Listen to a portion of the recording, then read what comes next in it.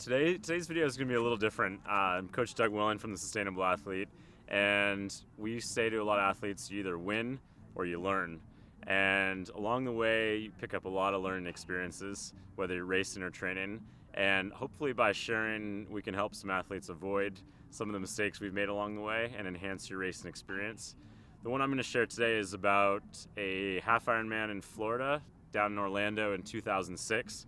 Which I was using as an early qualifier for that year, the first year they had the World Championships in Clearwater, Florida.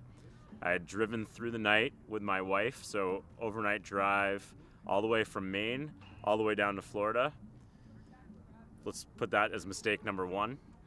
So you can imagine what my hydration was like and my rest levels when we got down to Florida. And we stayed in Fort Wilderness. We were in Disney, which added to the scene. Had gone out for a run once we got down there in the morning, just a few pickups with openers to get ready for the race. And to make a long story short, I was going past the bathroom as I was running one of these openers, and I detoured into the bathroom, and while standing at the urinal, I had a sensation that something wasn't right, and the next thing I knew, I woke up on the ground with blood all over my face, all over my shirt, and my front 4 teeth completely missing. And I remember thinking originally, this is gotta be some kind of horrible dream, and I can't wait to wake up from it. But unfortunately, it was not a dream. I went outside, I had a lifeguard help me collect my teeth and get them in a milk carton, and then I was taken away for oral surgery in Orlando. And I did end up racing 2 days later with a lot of wiring across my jaw. I actually set myself up for the swim start about 100 feet away from the crowd in gator territory so that I didn't get kicked in the face. And then the bike ride comprised of regular drink mix, electrolytes, and painkillers. And that carried me into the run as well. So at the time I was 26 years old. I knew I was in pretty good shape. And this whole experience was pretty humbling at the time. And from a medical standpoint, I got to find out a little bit more of what happened to my body that day.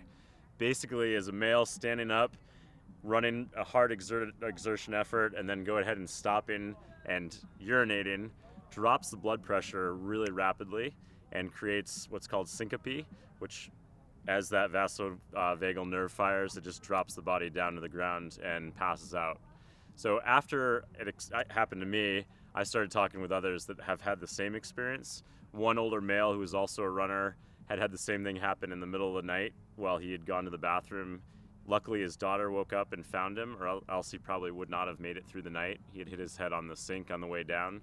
And I've heard of many other, particularly older male athletes that this has happened. So one is staying hydrated. Two is, if you're exerting yourself, you want to have a nice gradual cool down to bring that blood pressure down gradually. And for me, I always sit down to pee now. So I know this is a pretty random story today. I was pretty fortunate to have a dentist that rebuilt my teeth, and I hope they stay in for a long time to come. But I hope this and some other stories in the future will help facilitate your learning curve in racing and training, and have some fun sharing it with your mates. Join us back here again. We'll talk to you soon. Bye.